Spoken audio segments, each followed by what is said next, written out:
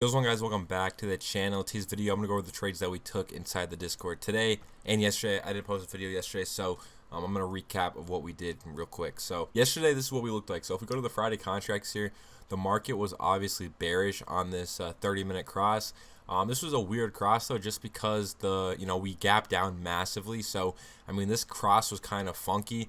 Usually when we do get these massive gap downs, like NQ opened almost down like 700 to 800 points. So a lot of times the trend doesn't really stick when we do get those massive moves. It kind of messes up the charts, and but I still played it as the market was bearish, and this is the trade that we took. It was very simple. So if we look here, 0-day chart, the calls were not the calls, the puts were already crossed. I just bought this dip right down in this 50. This is what I called out in the Discord. At the time, the 30-minute chart was still sketchy, so this was a questionable dip buy here at the 50. So I waited a little bit until that 50 SMA ended up curling up, because like down here, I'm pretty sure the 30-minute 50 was sloped down at the time and not curling up. So I wasn't really too comfortable with shorting that. But when we got this dip down here earlier, that's when the 30-minute 50 was curling up and the market was bearish. So I bought this dip and we got paid instantly on this. I got paid like 90 points, and then it ended up coming back down a little bit right here, and I was in this as long as that 50 held. And on this next leg down up here is when we got 90 points on NQ, or was it 90? Yeah, I'm pretty sure it was 90 points, something like that. Because NQ was a bit weaker. I know these charts don't look the best. Like this came up to 51. But this other chart went up to 45 and NQ was lower, so that's why that was, just because NQ was weaker. So that's the only trade we took yesterday. It was very simple. Market's bearish, focus on the short side. We buy the 50 dips, so that's what we did today. It was a really good day. I mean, it really was. If you look here, this 30-minute chart was very key today. We got this bounce here off the 30-minute 50, but again, I did favor this breaking, just because with these like large drops, a lot of the time we do like end up losing the trend. So pretty much the key for this chart was the 0-day chart, because if we look here on the call side real quick, this is what we look like. So right at open, we had the 602 calls, and you can see all the way down here, right off of open, there was news at 10, so I was waiting for that news to drop, which ended up crossing us right here. I didn't take this cross just because the 30-minute was like right at that 50. So I pretty much was out of the market all in this area right here until this spot right here. So 10 SMA got reclaimed. This was a trade I took. Call this one out. This ran like 90 points is what I got for it today. It was a very, very nice move. And the reason why we did get a really big move up today was very, very simple.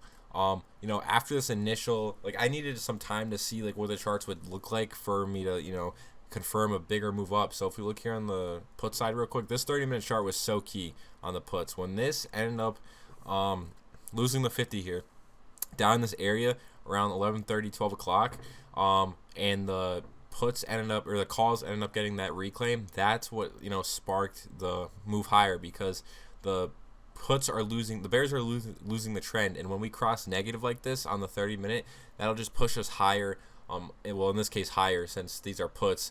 It'll just push us in the opposite direction of this chart. So that would be the call side, since these are going negative. And once we got that reclaim, and that pretty much told me that bears aren't gonna like slam this thing back down, and that's where I went long. And my chart keeps bugging out, but that's where I went long right here, close above the 10 there. Since the market isn't trending like bullish, I'm not buying this dip right here. I was waiting for this to either cross negative or reclaim the 10. So we got the reclaim right here, and look at the move we got. Instant move. There was literally no drawdown on this trade whatsoever if you took it. It was a very clean trade.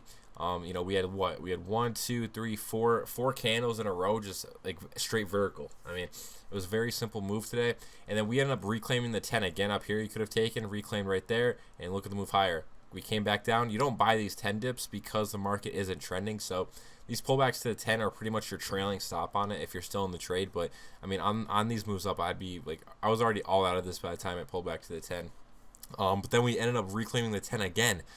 Towards the end of the day, and look at the move we got. I mean, you could have played these reclaims all day. I mean, it was very simple. Reclaim 1, reclaim 2, reclaim 3. I mean, you probably, like, these 3 trades right here probably netted like, I don't even know, probably like 200 to like 275 points. I mean, very, very good day for the system. It was very simple. No strategy out there that's like this in my opinion.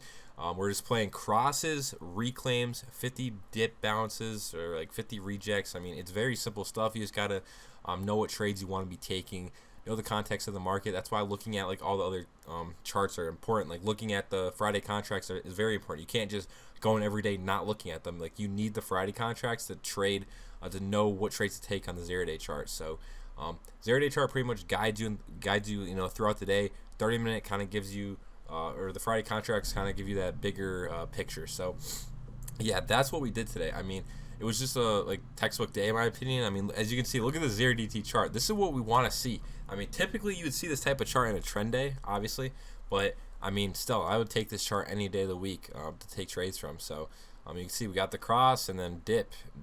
I mean, just very, very simple moves.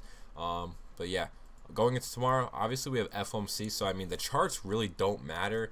Up until FOMC, what do we look like when we look here on the 30-minute on the calls? We actually closed at a pretty key spot here, 30-minute 50 right here, key pivot point on there in the market. So pretty much if this breaks and crosses, market's bullish, we reject, market's still neutral. So obviously the two scenarios of the trades to take tomorrow. If this goes and crosses bullish, which I don't know, I'm not too confident it will, break right before FOMC.